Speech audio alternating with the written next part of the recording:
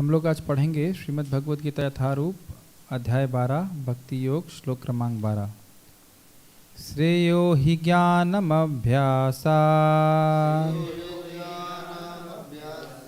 ज्ञानात् ध्यानं विशिष्यते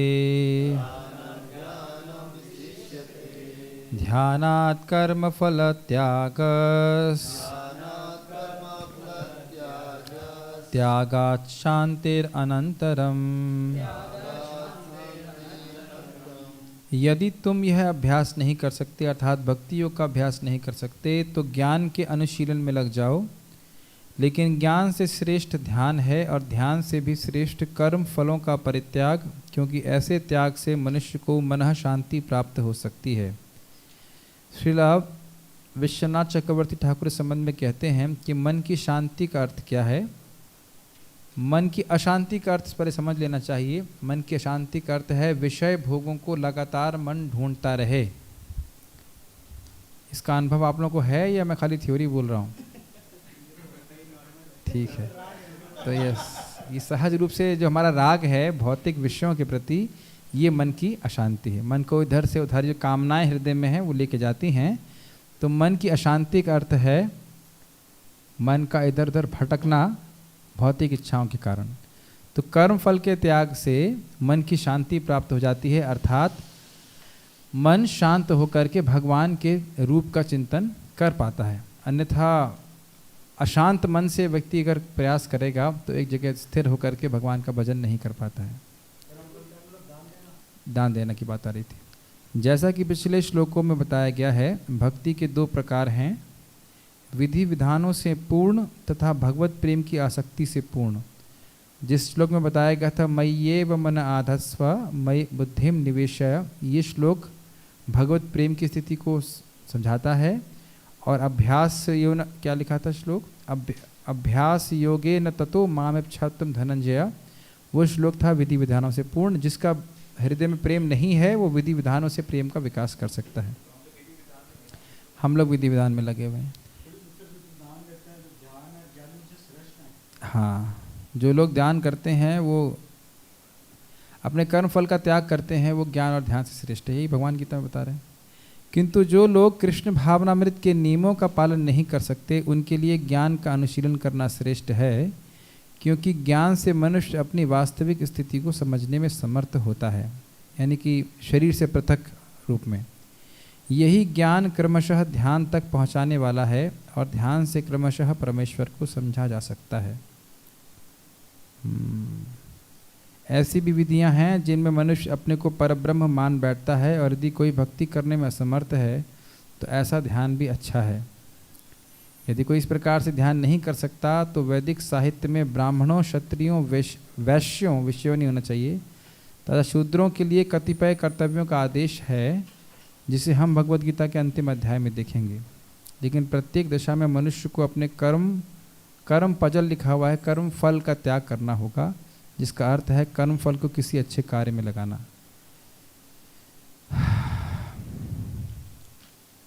पता नहीं, इस प्रकार के ध्यान का हमें तो कोई अनुभव है नहीं, तो मैं कुछ बोल नहीं सकता कि अपने को परब्रह्म मान लेना और उस पर ध्यान करना, मुझे उसका कोई अंदाज़ा नहीं है कि प्रभुपाद जी किस बारे में बात कर रहे हैं।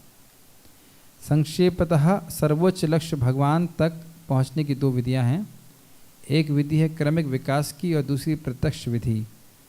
ये बात समझ में आ रही है कि व्यक्ति अगर भगवान की भक्ति का अभ्यास नहीं कर सकता है तो क्रमशः ज्ञान का अनुशीलन करे, कैसे वो शरीर से भिन्न है, और उसके बाद वो ध्यान का अभ्यास करेगा। लेकिन ये ज्ञान ध्यान में कैसे परिवर्तित होता है ये मेरे को समझ में नहीं आ रहा है, क्योंकि इस प्रक्रिया के बारे में हम नहीं समझते।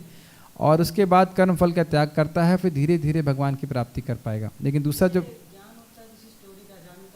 नहीं वो नहीं। देखिए चक्कर क्या है कि जब तक हम किसी प्रक्रिया के बारे में ठीक से जानते नहीं हैं, कोई भी टीका करना वो ठीक नहीं रहेगा। अजामिल वो अलग कथा है। जो हमने चर्चा किया था कि जिज्ञासा से ध्यान होता है, वो भगवत जिज्ञासा है। भागवतों को सुनना, भगवान के बारे में जिज्ञासा करना, उससे भगवान का पे ध्यान लगता है। लेकिन यहाँ प्रभुपाद जी बोल रहे हैं कि अपने को ही परब्रह्म मानता है, तो वो क्या होता है उसके बारे में हम नहीं जानते, लेकिन कुछ क्रमिक विकास होता है इससे। कृष्ण भावनामृत में भक्ति प्रत्यक्ष, कृष्ण भावनामृत में भक्ति प्रत्यक्ष विधि है। अन्य विधि में कर्मों के फलों का त्याग करना होता है, तभी मनुष्य ज्ञान की अवस्था को प्राप्त होता है। ये भी हमने कल चर्चा कर लिया था कि अगर व्यक्ति दान नहीं करता है, अपने कर्म फलों को त्याग नहीं करता है, तो कितना भी ज्ञान दीजिए उसके ज्ञान हृदय में ठहरता नहीं है। तो आवश्यक है जो लोग भक्ति नहीं कर पाते हैं उस प्रकार का त्याग करें ताकि उनका चित्त धीरे धीरे शुद्ध हो जाए। उसके बाद ध्यान की अवस्था तथा फिर परमात्मा के बोध की अवस्था और अंत में भगवान की अवस्था आ जाती है। ये क्रम विकास है। मनुष्य चाहे तो एक एक पग करके आगे बढ़ने की विधि अपना सकता है या प्रत्यक्ष विधि ग्रहण कर सकता है, लेकिन प्रत्यक्ष विधि ये क्या हुआ?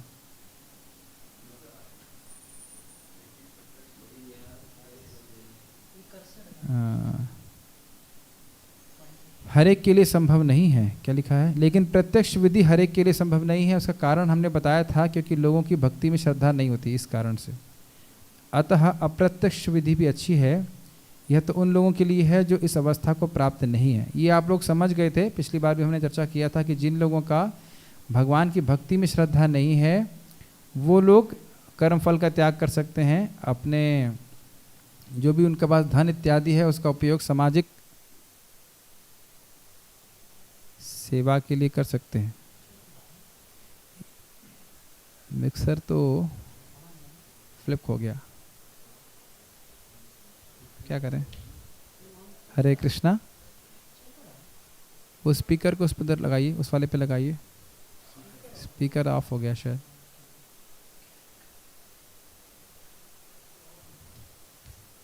हरे कृष्णा। हाँ, आवाज़ आ रहा है, ठीक है, इसमें आवाज़ आ रही है। तो हम लोग यहाँ पे देख रहे हैं कि उन लोगों की भगवान की भक्ति में श्रद्धा नहीं होती है, लेकिन अगर वो ना भी हो तो भी कर्म फल का त्याग करने से उनका क्रमिक शुद्धि होती है। ओके, उन तो स्पष्ट है, इसमें समझाने की अधिक आवश्यकता नहीं है। उन हाँ, माइक पे पूछिएगा, माइक दीजिए उनको। कल ही आपने बताया था कि संभाल के ये थोड़ा ठीक कीजिए उसको।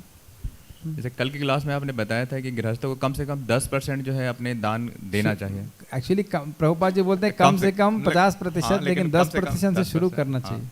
लेकिन जहाँ तक मेरा अनुभव है, क्योंकि मैं बैठता हूँ, तो लोग अपनी संपत्ति का 1-2% भी हार्डली देते हैं। 0.1% भी देते होंगे तो बहुत बड़ी बात। तो फिर क्या इस अवस्था में कैसे होगा फिर उनका? कहीं से शुरू कर रहे हैं, धीरे धीरे बढ़ेगा, क्या कह सकते हैं। देखिए, लोग आध्यात्मिक प्रगति चाहते ही नहीं है। जो व्यक्ति कहीं भी कुछ प्रगति करना चाहता है तो उसके लिए वो फिर कोई भी तपस्या करने के लिए तैयार है। तो कलयुग की स्थिति ऐसी है कि कोई भी व्यक्ति आध्यात्मिक प्रगति नहीं करना चाहता, लेकिन स्टैम्प जरूर लगवाना चाहते हैं कि हम किसी संस्था से जुड़े हुए हैं। जैसे कहते हैं लिप सर्विस। ठीक है, क्या कर सकते हैं। उनको बोलिए हरे कृष्ण जपें, तो धीरे धीरे, उसमें तो कोई खर्चा नहीं है और इसके द्वारा धीरे धीरे प्रगति कर सकते हैं।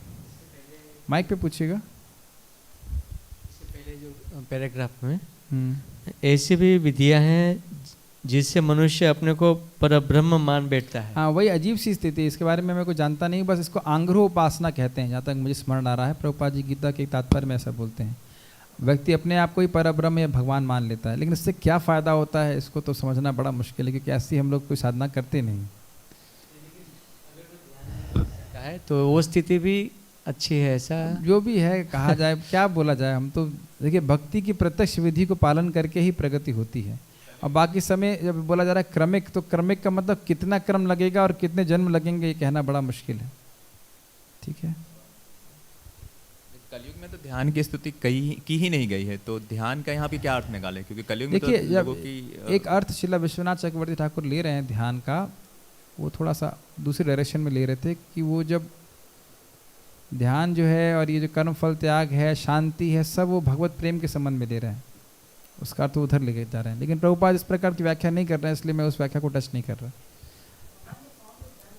भगवान के रूप पे ध्यान करना ये प्रमाणिक विधि है, ये तो भक्ति की प्रत्यक्ष विधि है। लेकिन केवल ध्यान करना ये कलयुग में संशोधित नहीं है। ओपन आई समाधि की बात सर्वम प्रभु कर रहे थे, ठाकुर जी की सेवा कर रहे थे, लेकिन वो ध्यान ध्यान नहीं कहलाता है, वो अर्चन है, वो भगवान का अर्चन है, उसमें भगवान का स्मरण प्रत्यक्ष रूप से होता है। लेकिन ध्यान की जो विधि जिस प्रकार से ध्रुव महाराज ने ध्यान किया था वो अलग विधि है। लेकिन भगवान के विग्रह की डायरेक्ट सेवा करना वो नवधा भक्ति में आता है। इसलिए मुख्य रूप से ध्यान विधि नहीं है, मुख्य रूप से श्रवण कीर्तन विधि है, और उसके द्वारा अपने आप भगवान का में भक्त का मन लगने लगता है, स्मरण दिशा से कहना चाहिए। लेकिन जहाँ तक भगवद गीता का संबंध है उसमें तो प्रत्यक्ष विधि पर ही बल है। प्रत्येक व्यक्ति को प्रत्यक्ष विधि ग्रहण करने तथा भगवान श्री कृष्ण की शरण में जाने की सलाह दी जाती है। अर्थात बहुत सारे प्रिस्क्रिप्शन हैं, लेकिन वो सारे प्रिस्क्रिप्शन काम नहीं करने वाले। व्यक्ति को सीधे भगवान श्री कृष्ण की भक्ति करनी चाहिए, यह प्रभुपाद जी का तात्पर्य है। ये क्यों हो रहा है ऐसे बार बार? ओके, अब भगवान श्री कृष्ण की भक्ति करते हैं उन भक्तों के गुणों की चर्चा करेंगे और बताएंगे किस प्रकार का भक्त भगवान को प्रिय होता है, उसकी चर्चा हम लोग करेंगे। भगवद गीता के बारे में अध्याय के 13-14 श्लोक को देखेंगे। अद्वेष्टा सर्वभूतानां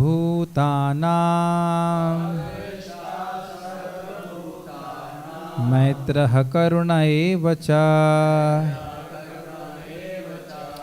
निर्ममो निरहंकारः समदुःख सुखः शमी संतुष्टः सततं योगी यतात्मा दृढ़निश्चयः मय्यार्पिता मनो बुद्धिर् Krishna, why is this happening again? यो मद भक्त समे प्रियः।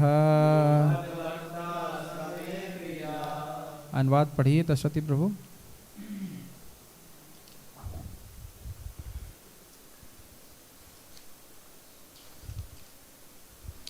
जो किसी से द्वेष नहीं करता लेकिन सभी जीवों का दयालु मित्र है, जो अपने को स्वामी नहीं मानता और मित अहंकार से मुक्त है, जो सुख दुख में संभाव रहता है, सहिष्णु है, सदैव आत्मसंतुष्ट रहता है, आत्मसंयमी है तथा जो निश्चय के साथ मुझ में मन तथा बुद्धि को स्थिर करके भक्ति में लगा रहता है, ऐसा भक्त मुझे अत्यंत प्रिय है।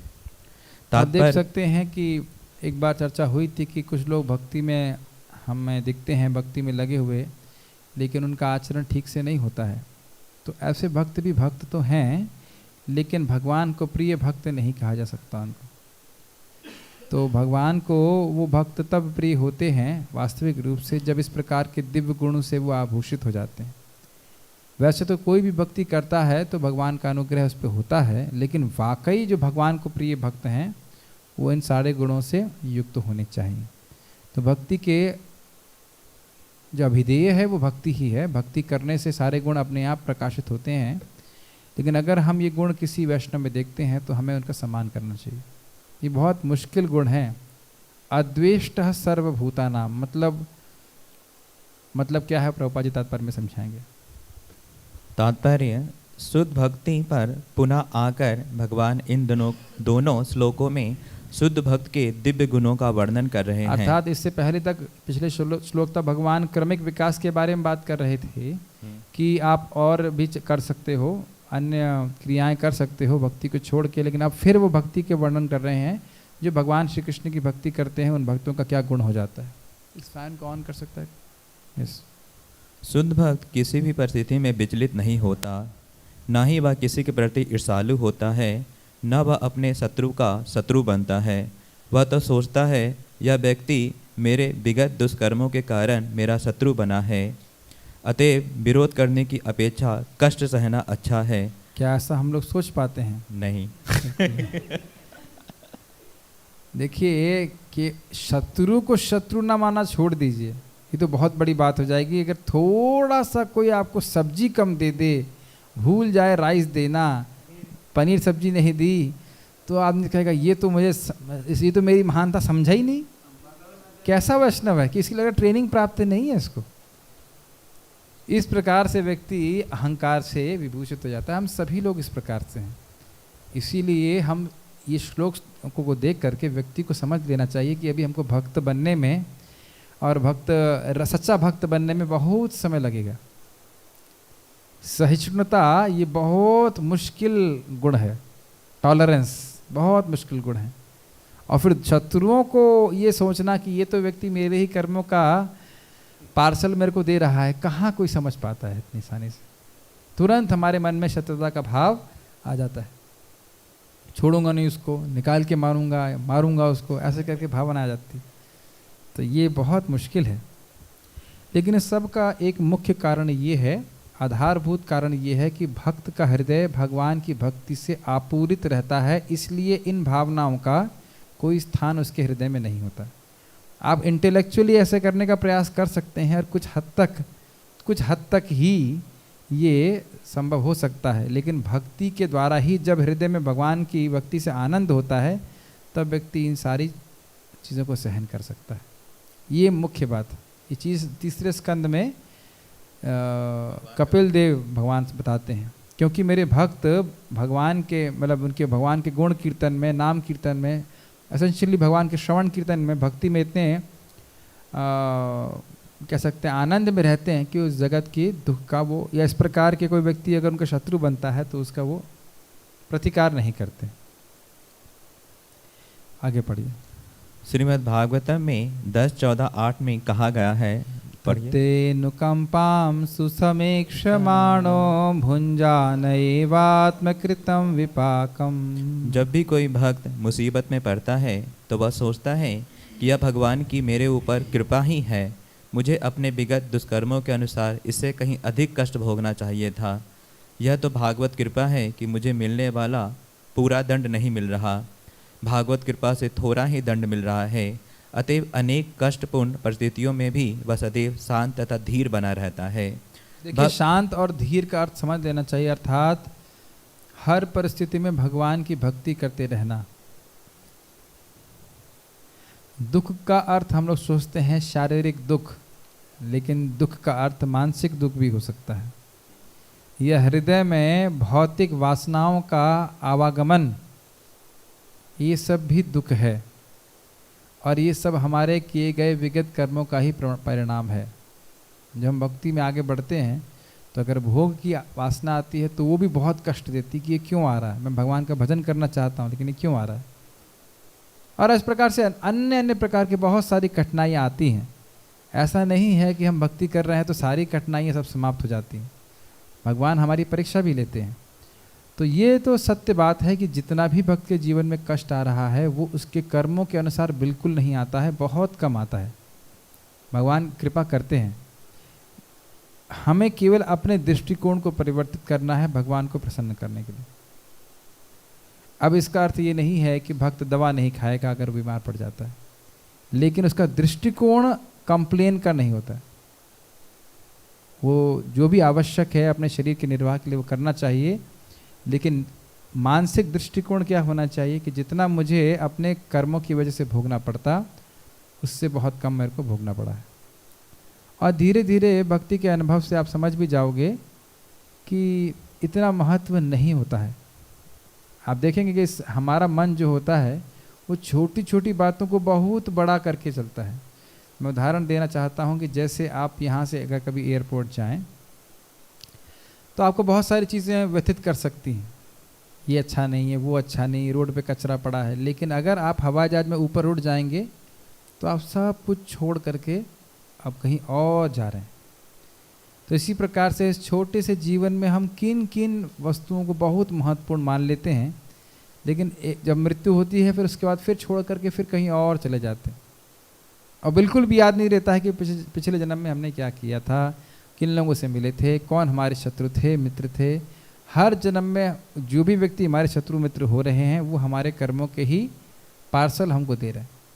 ये सत्य है, इस सत्य को भक्त समझते हैं, लेकिन ये भी जानते हैं कि भगवान बहुत कम दे रहे हैं हमको, इसलिए सहन करके आगे भगवान की भक्ति में लगे रहते हैं। पढ़िएगा आगे। भक्त सदैव प्रत्येक प्राणी पर, यहाँ तक कि अपने शत्रु पर भी दयालु होता है। निर्मम का अर्थ यह है कि भक्त शारीरिक कष्टों को प्रदान नहीं करता, क्योंकि वह अच्छी तरह जानता है कि वह भौतिक शरीर नहीं है। वह अपने को शरीर नहीं मानता, अतएव वह मित अहंकार के बोध से मुक्त रहता है और सुख तथा दुख में संभाव रखता है। थोड़ा समझ लेना चाहिए कि शत्रु को भी दयालु होता है, इसका अर्थ क्या होता है?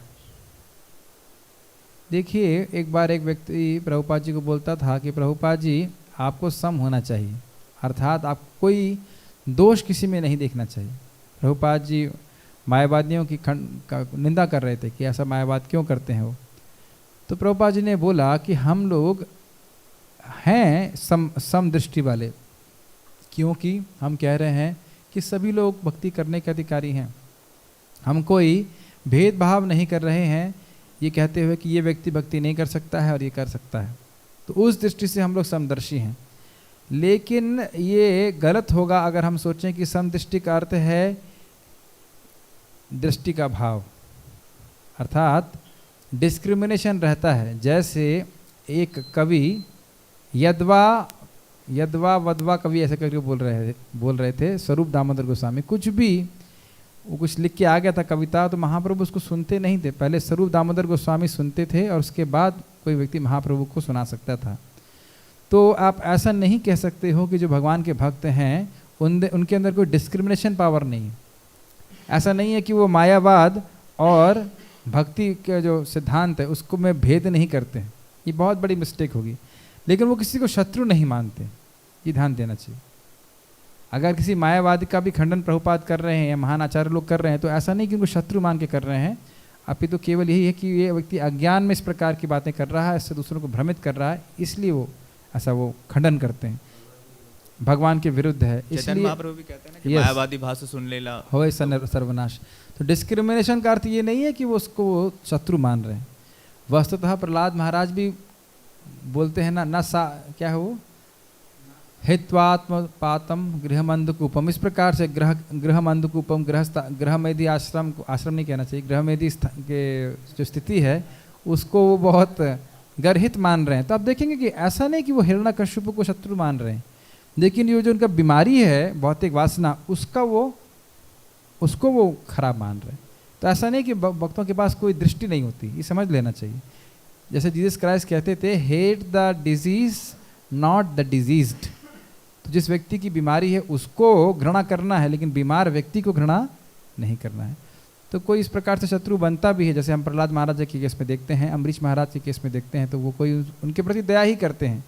और आप सब जानते हैं कि किस प्रकार से अम्बरीश महाराज ने दुर्वासा मुनि के लिए प्रार्थना करी और अपना जितना भी पुण्य था वो भी दांव पे लगा दिया ताकि वो जो है स्वस्थ हो सकें। तो ये बड़ी सुंदर स्थिति बता रहे हैं। और दूसरा बात यहाँ पे देख रहे हैं कि शारीरिक कष्टों को प्रधानता नहीं प्रदान करता। इसका अर्थ ये नहीं कि शारीरिक कष्टों को निवारण करने के लिए प्रयास नहीं करता, क्योंकि भक्ति में बाधा बनते हैं, इसलिए भक्त लोग प्रयास करते हैं कि उनका शरीर ठीक से चले, लेकिन इसकी वजह से भक्ति में रुकावट नहीं आने देते। मतलब दवा भी खाएंगे, सब कुछ करेंगे, लेकिन इसका मतलब ये नहीं कि अपने भजन को छोड़ करके बैठ जाएं, भक्ति को छोड़ करके बैठ जाएं। और नए भक्त तो बहाना ढूंढते, सबसे पहले बीमार होंगे तो सबसे पहले क्या करना है, जब थैली को छुपा के रख देना, माला नहीं करना है अभी। क्यों प्रभु जी, मेरे सर में मेरे को एक पिन लग गई हाथ में, इसलिए। तो ये अंतर आप देख सकते। आज मैं सोच रहा था कि हम लोग 2-3 दिन के लिए बीमार पड़ते हैं तो कितना कष्ट हो जाता है। तो परम पूज्य राधा गोविंद महाराज मेरे ख्याल में 2008 से बीमार है, नहीं? हाँ, 9-10 साल से कम बीमार चल रहे हैं। इसका अर्थ ही नहीं कि वो कृष्ण की सेवा छोड़ दी। सोचिए कितनी अधिक सहन शक्ति है। 10-11 साल अब चल फिर ना सकें ठीक से, और उसके बावजूद भी भक्ति में लगे रहें, और कृष्ण से कोई कंप्लेन नहीं कर रहे हैं कि अरे मैंने इतना भजन किया, इतना भागवत प्रचार किया, अब ये कर रहे हैं हमारे साथ। कभी कंप्लेन किए हैं महाराज? तो मैं देख रहा था किस प्रकार से भगवान के भक्त इस प्रकार से जब उनकी परीक्षा भी होती है तो भगवान शक्ति भी देते हैं उनको उस परीक्षा को सहन कर पाने की। ये अद्भुत बात थी, है ना। हम लोग 1 हफ्ते अगर बीमार पड़ जाए तो हमारी बैंड बज जाएगा भक्ति का। तो जितना बड़ा भक्त होता है उसको उतनी बड़ी परीक्षा देखनी पड़ती है, इसलिए यहाँ पे बोल रहे हैं वो सहिष्णु होता है। यस, वह सहिष्णु होता है और भागवत कृपा से जो कुछ प्राप्त होता है। थोड़ा न्यूज़ नहीं पढ़िएगा, ठीक है। उसी से संतुष्ट रहता है। वह ऐसी वस्तु को प्राप्त करने का प्रयास नहीं करता जो कठिनाइयों से मिले। अतएव तो क्या भक्ति के लिए प्रयास नहीं करता? भक्ति के लिए तो प्रयास करता ही है। भक्ति में करने में तो बहुत कठिनाइयाँ आती हैं, बहुत तपस्या करनी पड़ती है भौतिक वस्तुओं के लिए, भोग की वस्तुओं के लिए। यस। अतएव वह सदैव प्रसन्न चित्त रहता है। यानी कि हमने क्या सूत्र सीखा प्रसन्न चित्त होने के लिए? भौतिक वस्तुओं को जिनको इकट्ठा करने के लिए बहुत प्रयास हो और जिनकी हमें नितांत आवश्यकता नहीं हो, उसको इकट्ठा करने के लिए अगर हम प्रयास करेंगे तो हम प्रसन्न नहीं रह सकते। और केवल वस्तु ही नहीं, यश इकट्ठा करना, धन इकट्ठा करना, चेले इकट्ठा करना, कुछ भी हम करेंगे जो कि भौतिक है अगर, तो फिर हमें हमारे चित्त में प्रसन्नता नहीं रहेगी, एंजाइटी में रहेंगे हम लोग। ये चाहिए, वो करना है, ऐसे करना है, वैसे करना है। यस, ये सभी कुछ टेम्परेरी, ये समझ लेना चाहिए। यस। वह पूर्ण योगी होता है क्योंकि वह अपने गुरु के आदेशों पर अटल रहता है, और चूंकि उसकी इंद्रियां बस में रहती हैं, अतः वह दृढ़ निश्चय होता है। ये इंटरेस्टिंग है, जब कंस ने वसुदेव जी को और देवकी को जाने दिया था, नहीं किया जा सकता। वह झूठे तर्कों से विचलित नहीं होता क्योंकि कोई उसे भक्ति के दृढ़ संकल्प से हटा नहीं सकता। यस, ये गुण तो जो नियमित रूप से शास्त्र पढ़ते हैं और भगवान का भजन करते हैं, ये सहज रूप से आ जाता है। अब कोई कहे कि भाई कृष्ण को छोड़ के आप किसी और का भजन करिए, तो मैं नहीं समझता यहाँ उपस्थित कोई भी व्यक्ति करेगा। हो सकता है भक्त का पतन हो जाए और वो कृष्ण की पूजा ना कर पाए, लेकिन कृष्ण की पूजा छोड़ करके किसी और की पूजा करेगा, ये तो बहुत डाउटफुल है। वो हो सकता है माया में चला जाए, लेकिन कृष्ण की पूजा छोड़कर किसी और ही करेगा, ये तो बहुत डाउटफुल है। इतना तो इस्कॉन में आने के बाद व्यक्ति के दिमाग में घुस जाता है। तो श्रवण करने से ये व्यक्ति विचलित नहीं रहता। वह पूर्णतः अवगत रहता है कि कृष्ण उसके शाश्वत प्रभु हैं, अतएव कोई भी उसे विचलित नहीं कर सकता। इन समस्त गुणों के फलस्वरूप वह अपने मन तथा बुद्धि को पूर्णतः परमेश्वर पर स्थित करने में सामर्थ होता है। यस, हमने बहुत सारे गुण देखे और ये एक इम्पॉर्टेंट गुण हमने देखा है कि जब व्यक्ति समझ लेता है कि कृष्ण मेरे शाश्वत स्वामी हैं, तो भक्ति के जीवन में आने वाली बाधाओं से व्यक्ति प्रभावित नहीं होता है। बाधाएं तो आती हैं, लेकिन ये विश्वास रहना चाहिए कि कृष्ण मेरे शाश्वत स्वामी हैं और मैं अगर उनकी सेवा नहीं भी कर रहा हूँ तो उनकी सेवा कर रहा हूँ। समझते हैं इसका अर्थ? अगर कोई व्यक्ति माया में जाकर अपनी इंद्रियों की भी सेवा कर रहा है तो इंद्रियां भगवान की ही हैं। तो इसलिए जब मुझे सेवा करनी ही है कृष्ण की, तो क्यों ना प्रत्यक्ष रूप से किया जाए, जिससे मुझे भगवान का अनुग्रह प्राप्त हो। तो ये कन्विक्शन जितना दृढ़ रहेगा, उतना ही व्यक्ति अपने मन और बुद्धि को भगवान की सेवा में लगाने के लिए स्थिर रहेगा।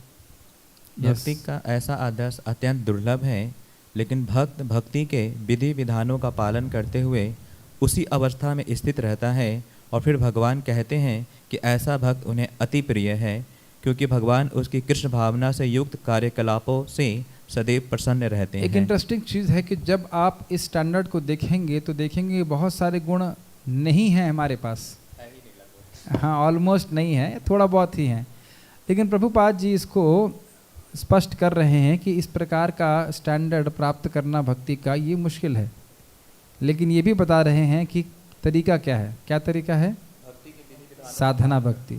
साधना भक्ति करने से क्रमशः विकास होता है। क्रमे क्रमे भक्त होई बे उत्तम, चैतन्य चरितामृत में आता है। तो आपने पढ़ा था आज? हाँ, नहीं, ये चैतन्य चरितामृत में है। तो ये व्यक्ति, सबसे बड़ी दिक्कत हम साधकों के संग ये हो जाती है कि हम लोग उत्तम बिना हुए अपने को उत्तम मानने बैठ जाते हैं। हम सोचते हैं हम परफेक्ट हो गए, जबकि बिल्कुल परफेक्ट नहीं है। और उसका सोल्यूशन क्या है? टेस्ट क्या है? अकेले रूम में बैठिए चुपचाप और फिर देखिए कि आपका मन कहाँ जा रहा है, तो अब समझ में आ जाएगा कि हम कितने उत्तम भक्त हैं। और इस कारण से हम लोग साधना में ढिलाई देते हैं, जैसे पतंग में ढील देते हैं ना फिर पतंग उड़ जाती है कहीं और इसमें कोई क्या कहते हैं उसको, काट देता है उसको। तो ये सहज रूप से होता है कि मैं इतने साल से भक्ति कर रहा हूँ तो अब मैं परफेक्ट हो गया हूँ। साल से परफेक्शन नहीं होता है। परफेक्शन का बहुत सिंपल तरीका है, रूम में अकेले बैठिए और फिर आप ध्यान लगाइए कि आपका मन कहाँ जा रहा है। तो सो जाएंगे या तो सो जाएंगे, या फिर और कुछ मैं बोलना नहीं चाहता है कि कहाँ जा रहा है। बहुत सारी चीज़ें हैं, वो इंटरनेट की आवश्यकता नहीं है, उसके बिना भी आप विचार कर सकते हैं। तो या फिर हरे कृष्ण मंत्र जप कर रहे हैं तो क्या अनुभूति हो रही। तो इस प्रकार से अगर रोमांचित नहीं हो रहा है मन, तो भी हमको साधना की बहुत आवश्यकता है, बहुत हृदय को शुद्ध करने की आवश्यकता है। तो इस पे हमारा कोई अथॉरिटी या हमारा इंचार्ज हमको डांटे, इसकी बजाय क्लास सुन करके, शिक्षा प्राप्त करके व्यक्ति को अपने आध्यात्मिक जीवन का दायित्व स्वयं लेना चाहिए। ये बहुत इंपॉर्टेंट है। मैं फिर से रिपीट कर रहा हूँ, कोई व्यक्ति तलवार लेकर हमारे पीछे लगा रहे, उसकी बजाय व्यक्ति को स्वयं दायित्व लेना चाहिए कि मेरा जो साधना है वो मैं ठीक से कर सकूं। और अन्यथा इस जगत में, इस जीवन में हमारे लिए कुछ भी नहीं है, धीरे धीरे समझ में आने लग जाएगा। केवल जन्म मृत्यु का चक्र है और उसमें हम पिससे जा रहे हैं।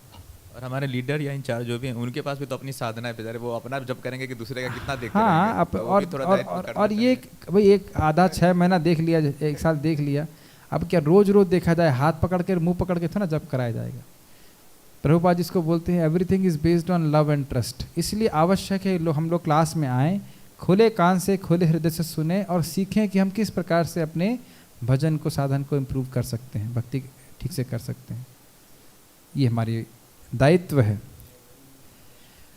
तो इस विधि विधानों का ठीक से पालन करने से व्यक्ति इस प्रकार के स्तर तक आ सकता है। एक श्लोक और देखेंगे हम, भगवत गीता 12.15। यस्मानो द्विजते लोको लोकानो द्विजते च यः हर्षामर्षा भयोद्वेगैर मुक्तो यः स च मे प्रियः।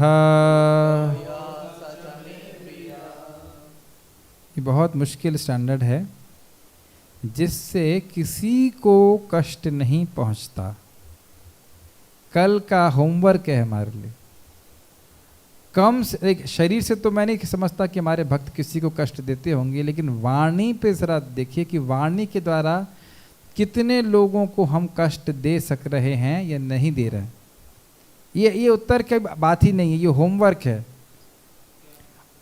कि वाणी के द्वारा हम किसी को सुख दें, कष्ट ना पहुंचाएं वो तो आगे की बात है। वाणी के द्वारा कम से कम हम लोग को सुख दें।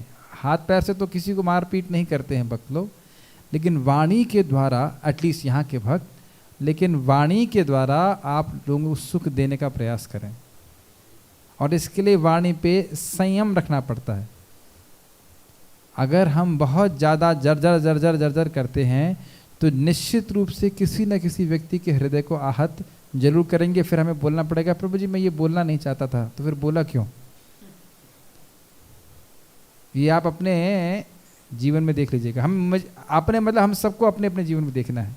ये नहीं कह रहे हैं कि आप बोलिएगा मत, लेकिन आप ये देखिए कि क्या इस वाणी से उसका हित होगा, क्या वो सुखी होगा,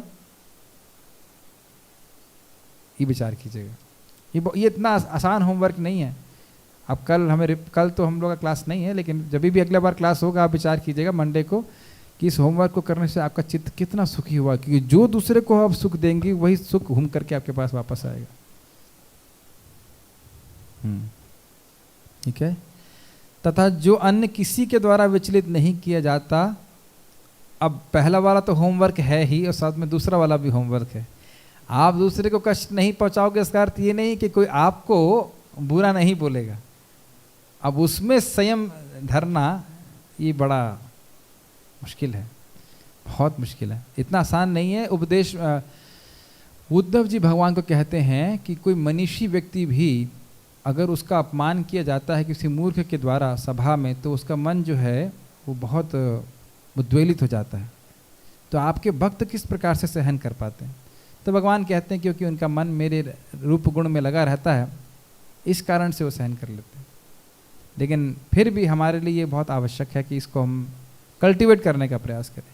जो सुख दुख में, भय तथा चिंता में समभाव रहता है वह मुझे अत्यंत प्रिय है। इसका अर्थ है कि समभाव का अर्थ है सुख दुख अनुभव करेंगे, भय और चिंता भी अनुभव करेंगे। हर परिस्थिति में कृष्ण की सेवा को कंटिन्यू करना। तात्पर्य, इस श्लोक में भक्त के कुछ अन्य गुणों का वर्णन हुआ है। ऐसे भक्त द्वारा कोई व्यक्ति कष्ट, चिंता, भय या असंतोष को प्राप्त नहीं होता। एक बात ध्यान रखना चाहिए कि अगर भौतिक वार्ता करेंगे तो शोक, भय और मोह, इन तीनों में से किसी एक का निर्माण जरूर होगा। तो अगर वाणी से किसी को कष्ट नहीं देना चाहते हैं तो बहुत प्रयास करना चाहिए कि भगवत चर्चा के अलावा कुछ नहीं हो, नहीं तो भौतिक वाणी शोक, भय और मोह का निर्माण करेगी ही, उसका गुण है अपने आप। आप किसी को गाली भी ना दें, खाली भौतिक वार्ता करेंगे तो वो तीन चीज़ों का निर्माण निश्चित रूप से होगा। अब हमारा कर्तव्य है कि कम से कम भक्त होते हुए हम ऐसा ना करें। ओके, एक बात महाराज बोल रहे थे कि ऐसे ही व्यक्ति जलता रहता है और उसको मान लीजिए किसी के कोई हाथ जल गया हो, अब उसके ऊपर और आप कठोर वचन बोल दीजिए तो उस पर नमक डालने जैसा हो गया कि नहीं। तो ऐसे ही व्यक्ति तीन क्लेशों से जल रहा है, आदि धाविक, आदि भौतिक, आध्यात्मिक, और उसके बाद और हम कुछ कड़वा बोल दें तो बेचारा और जल जाएगा। तो क्या ये दयालुता है? ये दयालुता नहीं है। चूंकि भक्त सबों पर दयालु होता है, अतः वह ऐसा कार्य नहीं करता जिससे किसी को चिंता हो। लेकिन अगर आप भक्ति कर रहे हैं तो आपके घर वालों को तो बहुत चिंता हो गई होगी, तो फिर आप क्यों भक्ति कर रहे हैं? अब भौतिक कारणों से चिंता नहीं करना चाहिए। साथ ही यदि अन्य लोग भक्त को चिंता में डालना चाहते हैं तो वह विचलित नहीं होता। वास्तव में सदैव कृष्ण भावनामृत में लीन रहने तथा भक्ति में रत रहने के कारण ही ऐसे भौतिक उपद्रव भक्त को विचलित नहीं कर पाते। देखिए, कृष्ण भावनामृत में लीन का अर्थ एक सिंपल है कि ये हम अगर याद रखें कि अल्टीमेटली कृष्ण ही कंट्रोलर हैं तो विचलन बहुत कम होगा। कोई व्यक्ति विशेष हमारे प्रति कोई विशेष प्रकार का बर्ताव कर रहा है, चाहे अच्छा या बुरा, दोनों ही परिस्थिति में कृष्ण उसके हृदय को कंट्रोल करें, तो इसलिए विचलित नहीं होना चाहिए। सामान्य रूप से कोई व्यक्ति कभी कभी बोलता है प्रभु जी बस आपका दर्शन करने के लिए आए, मतलब इतना कोई महान बात वो मानता है कि आपका दर्शन करने से पवित्र हो जाते। तो हम तो मन में सोचेंगे भाई अगर हमारे दर्शन से हम लोग पवित्र हो जाते तो हम ही शीशे के आगे खड़े हो जाते, अपना दर्शन करके हम ही पवित्र हो जाते। अब ये तो भावना हृदय में जाता, हम अपने हृदय को जानते हैं कि कितना पवित्र है, बाहर वाले कुछ भी सोचें तो ऐसा नहीं कि अब बाहर वाला सोचेगा कि आपके दर्शन से पवित्र हो गए तो हम भी सोचेंगे हाँ हाँ हाँ निश्चित रूप से मैंने इसे पवित्र कर दिया अपने दर्शन से। तो ये जो निंदा है उसको तो सहना मुश्किल होता है, लेकिन स्तुति को सहना और मुश्किल होता है। लेकिन दोनों ही रूप से भगवान का भक्त अपनी स्वाभाविक स्थिति कृष्ण के दास के रूप में उसको याद रखता है, तो विचलित नहीं होता। सामान्य रूप से विषय व्यक्ति अपने शरीर तथा इंद्रिय तृप्ति के लिए किसी वस्तु को पाकर अत्यंत प्रसन्न होता है, लेकिन जब वह देखता है कि अन्यों के पास इंद्रिय तृप्ति के लिए वस्तु है जो उसके पास नहीं है तो वह दुख तथा ईर्ष्या से पूर्ण हो जाता है। ये तो स्पष्ट समझ रहे हैं। जब वह अपने शत्रु से बदले की शंका करता है तो वह भयभीत रहता है, और जब वह कुछ भी करने में सफल नहीं होता तो निराश हो जाता है। ऐसा भक्त जो इन समस्त उपद्रवों से परे होता है कृष्ण को अत्यंत प्रिय होता है। अगर भक्त सफल नहीं हो पाते तो क्या सोचते हैं? कृष्ण की कृपा है या कृष्ण नहीं चाहते कि मैं सफल हूं? मेरी सफलता इस बात में है कि मैं कृष्ण को प्रसन्न करने के लिए कार्य कर रहा हूं, तो इसलिए निराश नहीं होते हैं। और शत्रु से बदले की शंका, अगर शत्रु बदला लेगा तो क्या कर पाएगा? मार, अब मुझे पता था ही उत्तर आएगा, मार देगा, चोट पहुंचाएगा, लेकिन वस्तुतः वो मेरी इंद्रिय तृप्ति को रोक देगा। इसलिए भय व्यक्ति को भय होता है। मेन बात ये है। मान लीजिए किसी का राज्य है तो राज्य छीन लेगा, किसी की पत्नी तो पत्नी को छीन लेगा, ये धन छीन लेगा, यही बात तो उसी बात का तो भय होता है। लेकिन जैसे जैसे व्यक्ति भक्ति करता रहता है, आपके हरि नाम को कौन छीन सकता है? कोई नहीं छीन सकता। आपने अगर भगवत गीता पढ़ी है, भगवान को प्रणाम किया, तो कौन छीन सकता है? धीरे धीरे इस बात समझ में आने लगती कि मैं जो भक्ति कर रहा हूं उसे कोई नहीं छीन सकता, कोई भी छीन नहीं सकता, काल भी नहीं छीन सकता है, सब जानते हैं इस बात को। तो फिर व्यक्ति क्रमशः भय से मुक्त हो जाता है और भगवान के कह सकते हैं प्रोटेक्शन को अपने जीवन में अनुभव कर पाता है। जो आप नेहाभिक्रमणाशस्ति समझते हैं, तो जब काल, जो भी भक्ति कर रहे हैं वो काल के प्रभाव से कभी भी कम नहीं होती। ठीक है, यहाँ रुकेंगे। श्रीमद् भगवद गीता की जय। श्रील प्रभुपाद की जय।